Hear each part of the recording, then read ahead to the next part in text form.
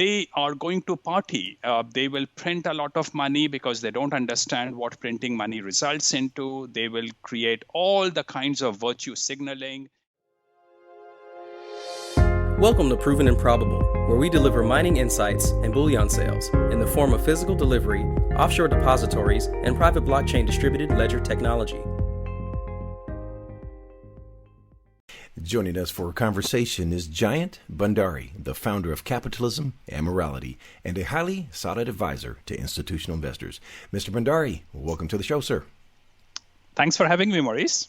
What a pleasure to have you on the show, and what a very fitting time to have you on the program. Thank you for being with us today. Thank you. It's always a pleasure to be with you, Maurice. Likewise. I want to begin today by saying if you're one step ahead of everyone, you're considered a genius. But if you're two steps ahead of everyone, you're considered crazy. I reference that because we've had the pleasure of having you on our program the last 5 years, and you've challenged us philosophically, politically, with reasoning.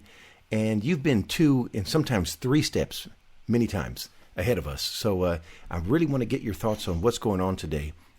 And I'm pleased to say that today you released a musing that I thought was extremely fitting for where we are in the West and where we find ourselves. And in particular, in the opening paragraph, you referenced a number of concerns facing the U.S. today regarding degradation, the impact of amoral behavior and irrational behavior, and the hollowing out of our institutions. For those that have not read the musing, can you give us some insights? So Maurice, one interesting thing is that I grew up in a hellhole, a very confused society with no moral and rational anchoring. And I can see where such a behavior of such a culture takes you to. And that's where I see a problem with what's happening in the US. And I can also see what CEO of Google, who is an Indian, doing to constrain freedom of speech in the world.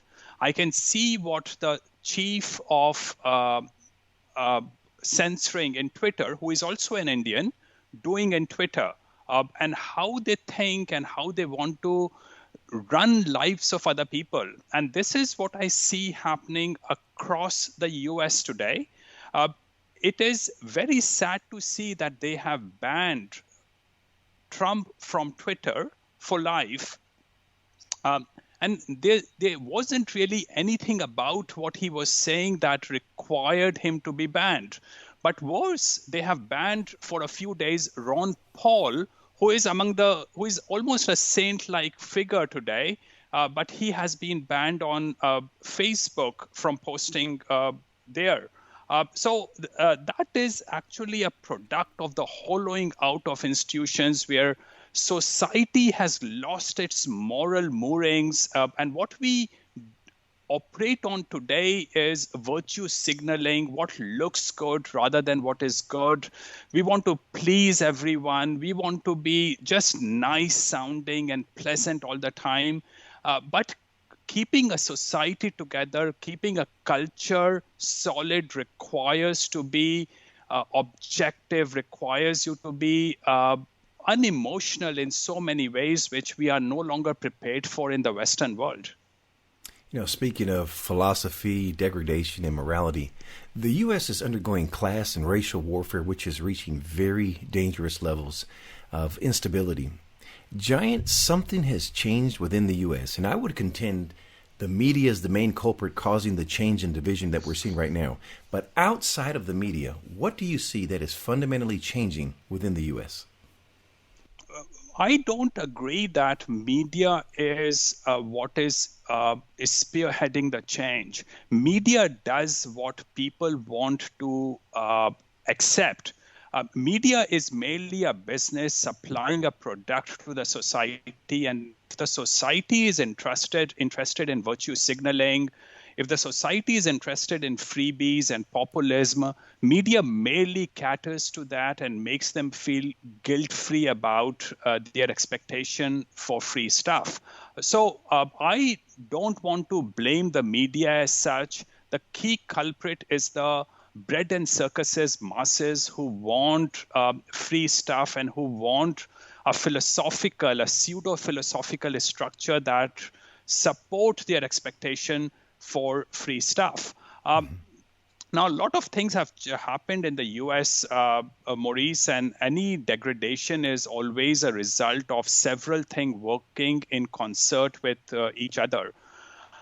You have a very multicultural society, multiracial society in the United States, and nowhere in the world has multiculturalism and multiracial structure worked. And the reason is that most people are tribal.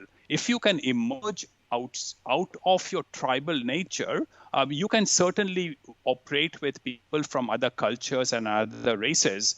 But given that most people are inward looking within their own tribe, within their own culture, within their own religion, and within their own race, you will have conflict. And one of the best country to look at for a never-ending ethnic conflict is India, where people from hundreds of different kinds live together, always in conflict with each other, and there's no way to resolve those conflicts. And unfortunately, that is where America has brought itself to by bringing in people from all over the world without an awareness of whether they would assimilate into the country or not.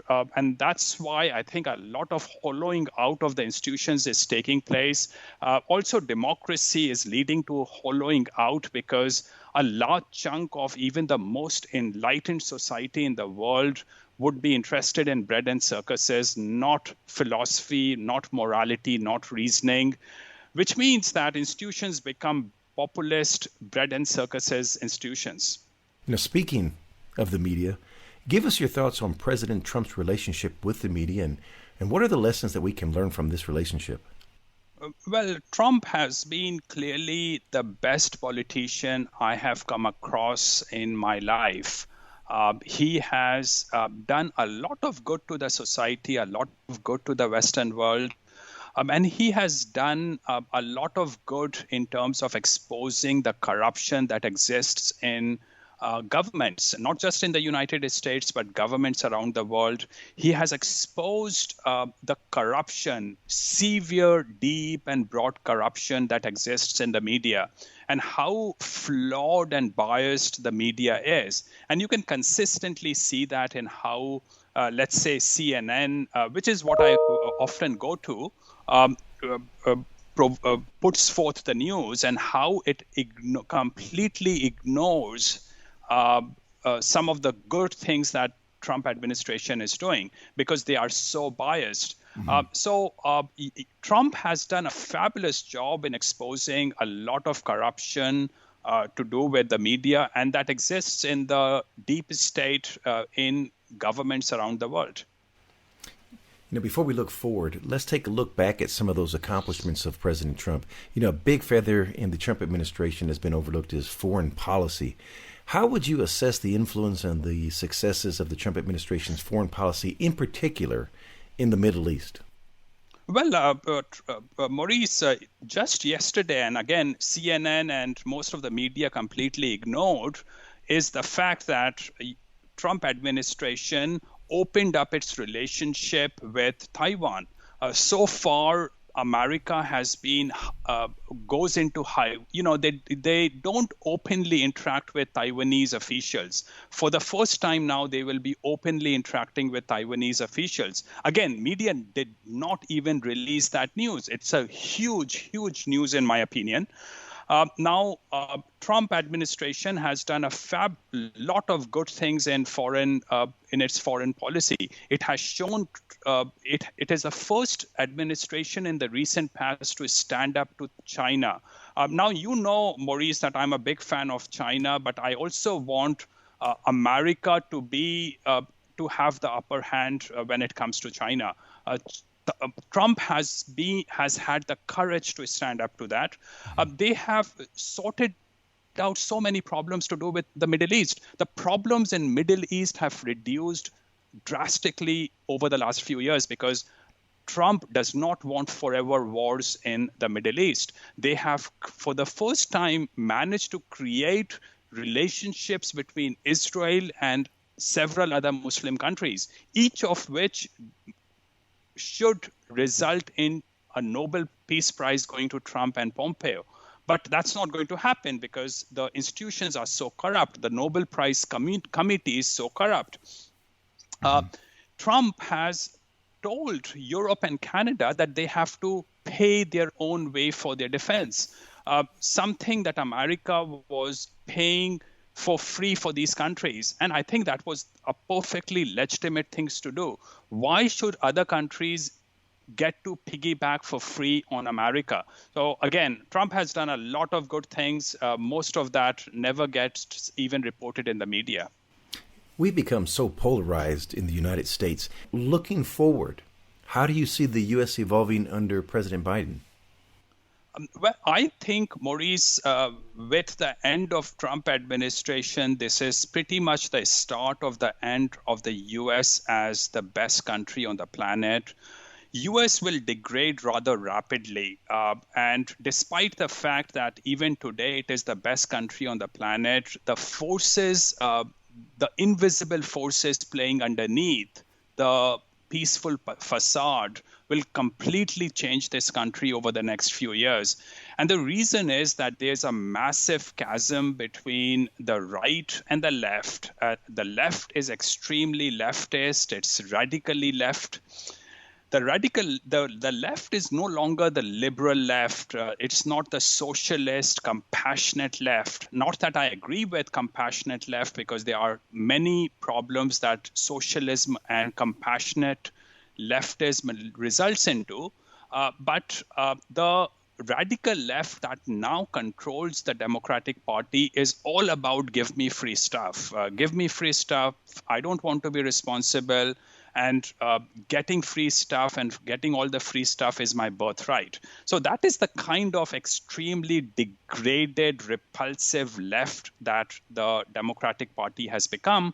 So there's a huge chasm within the US, and that chasm means that the moment the left has a majority, which actually now has, if you see, they actually have had popular vote majority for the last many presidential elections.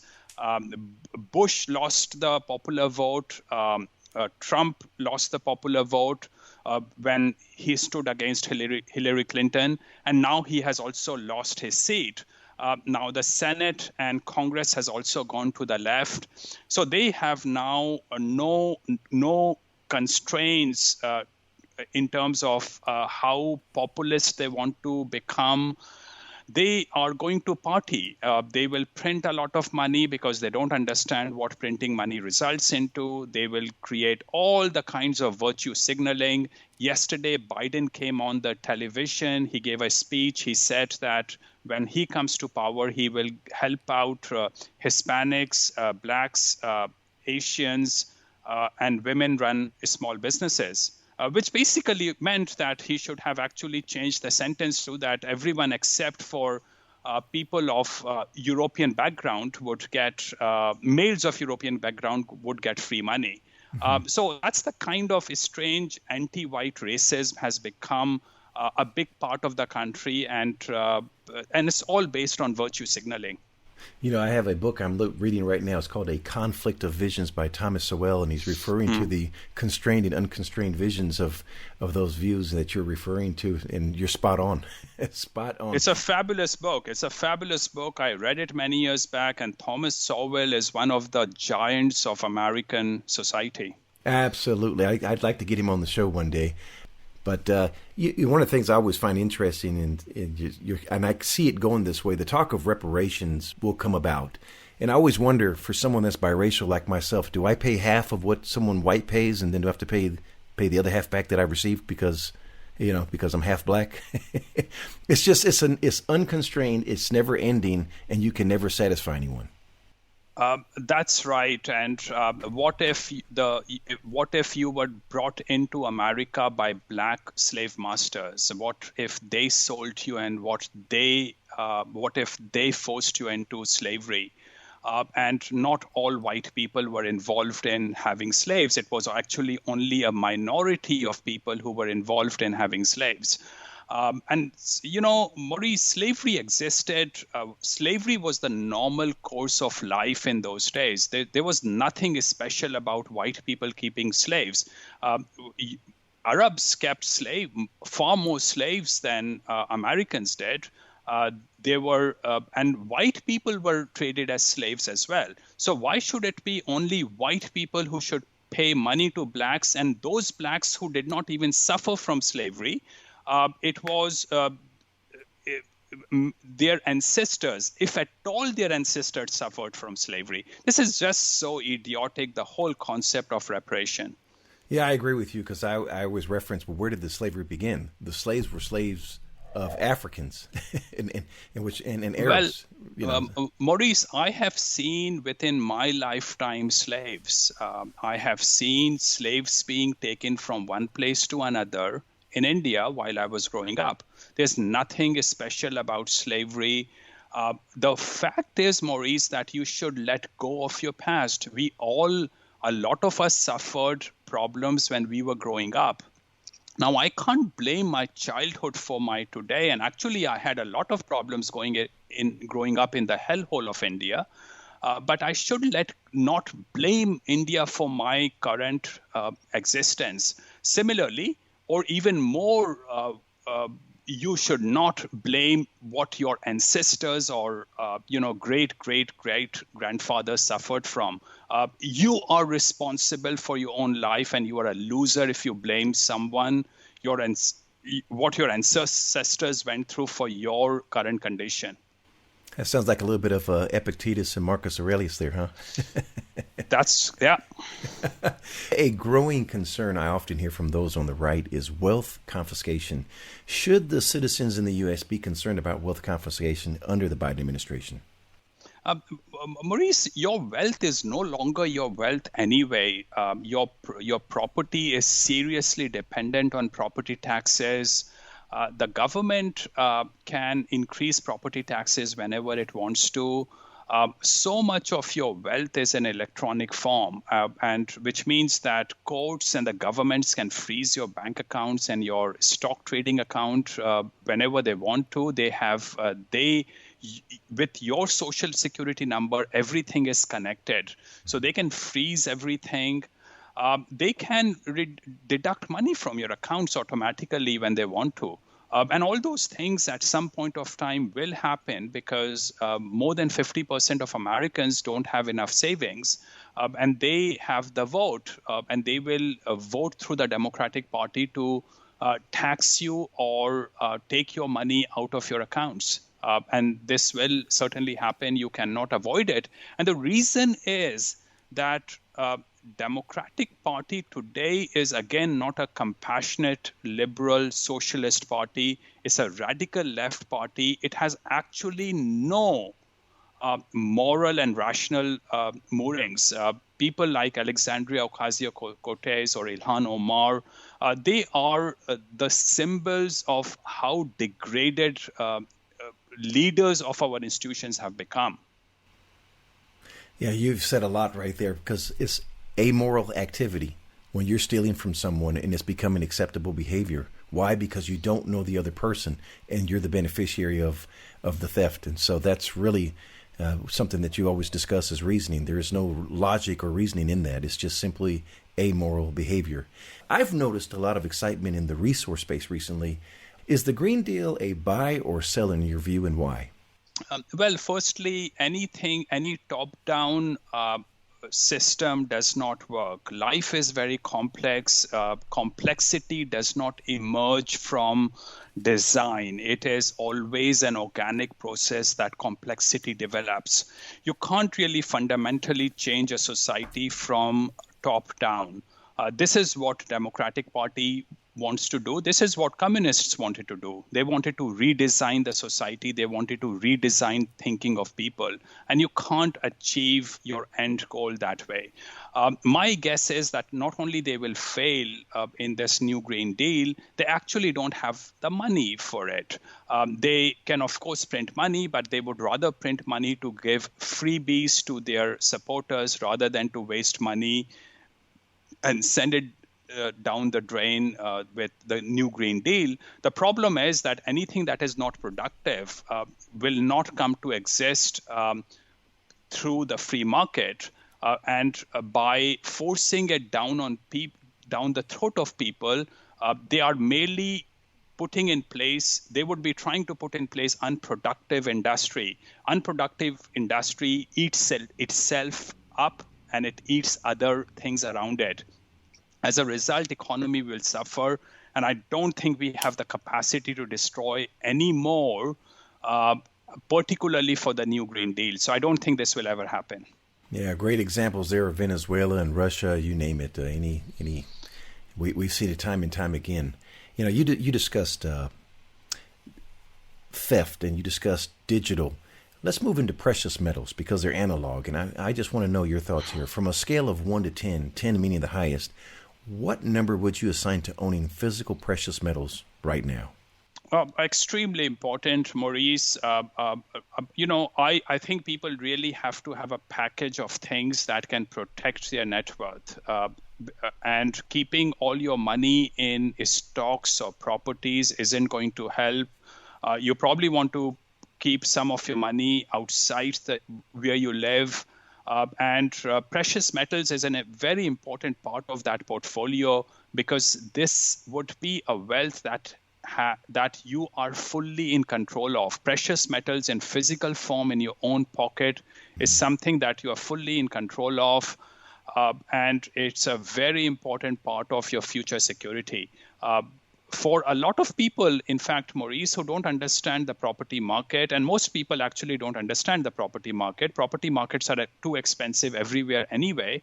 Most people don't understand the stock market. They don't really have many choices except to keep their money either in their bank account, which gives them a negative yield and which can be confiscated by the government, or to have something in physical form, gold and silver being some of the key aspects of that something in physical form. Which precious metals would you prefer to own right now, physically? Is it gold and silver? Absolutely. Yeah, gold and silver are something that trade for the least amount of a spread, which means that they are the most liquid precious metals, and you can trade them anywhere on the planet.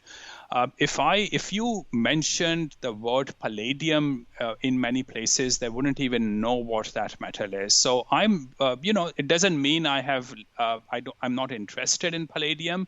It merely means that if I wanted to protect my net worth as a precious metals, I can only think of two, which is silver and gold.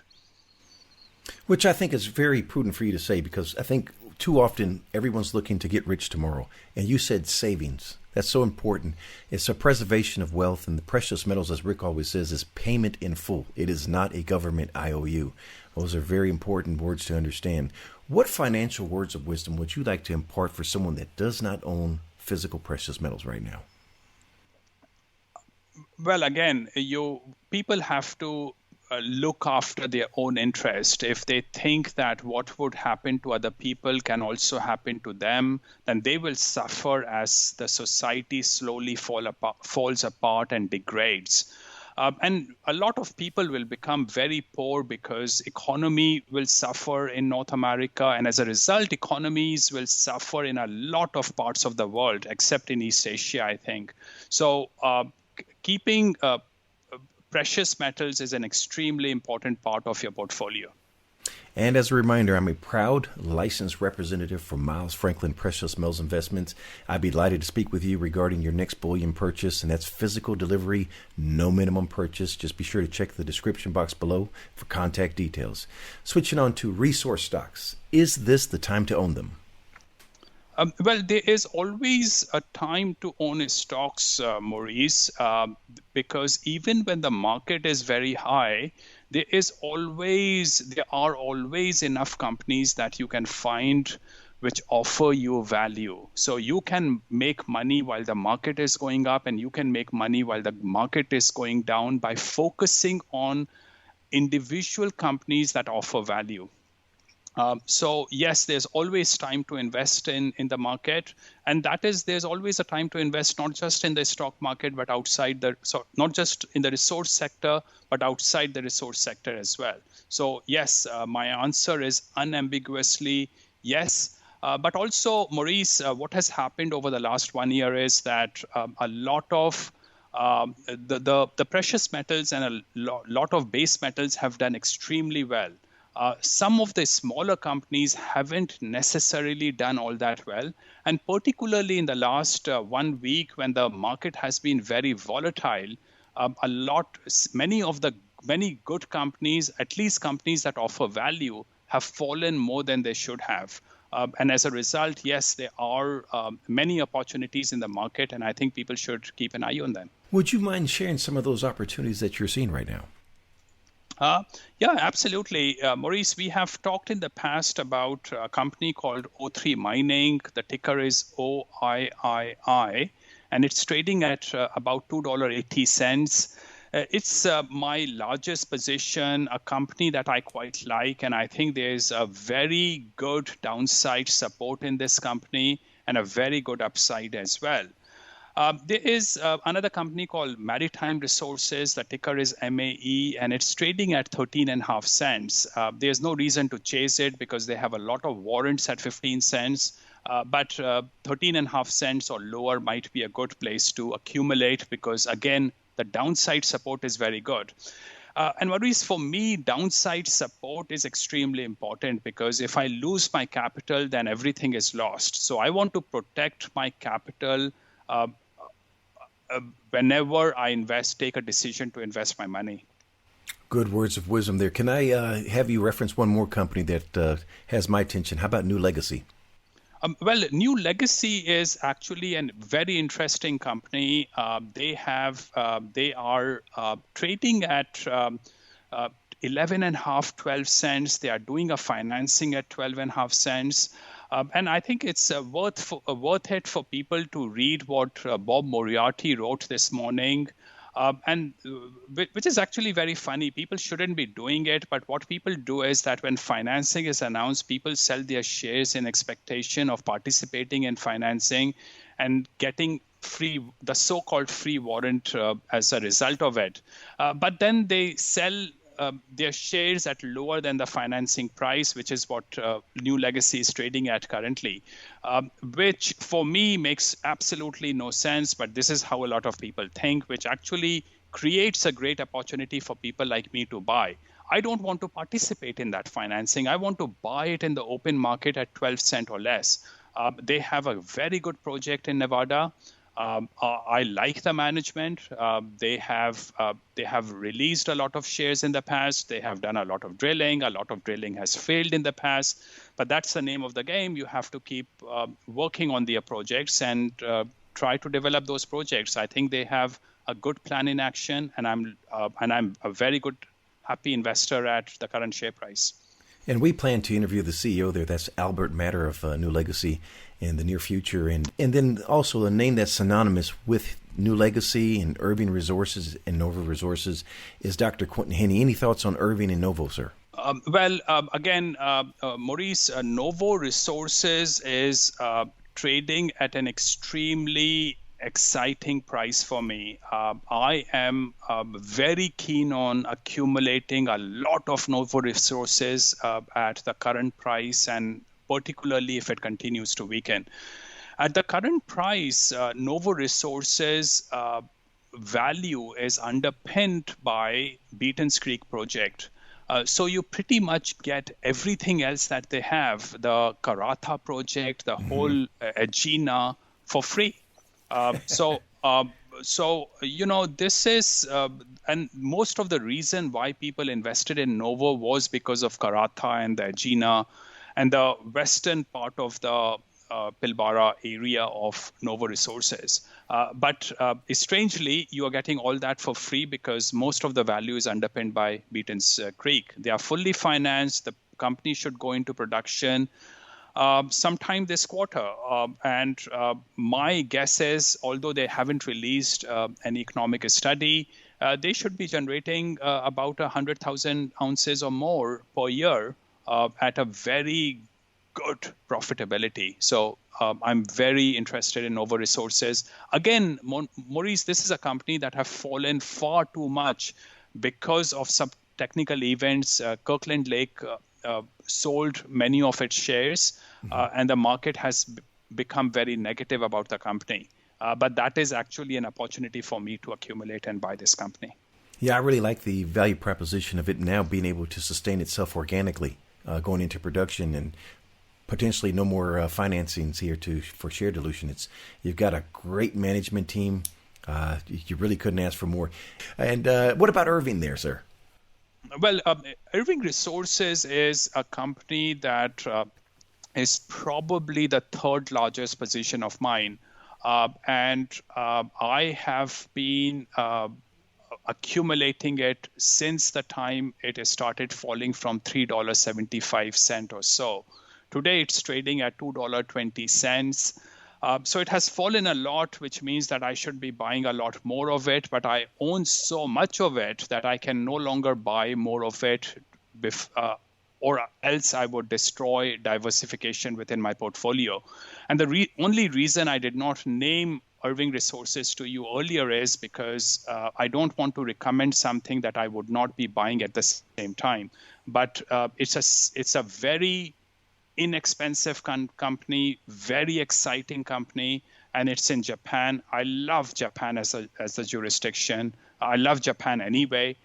So yes, a very good opportunity, Irving Resources. You know, it goes without saying you're the most respected name when it comes to arbitrage opportunities. Are there any arbitrage opportunities that you can share with us? Yes, there is. There's a company called Revelo Resources, which is being acquired sometime this month.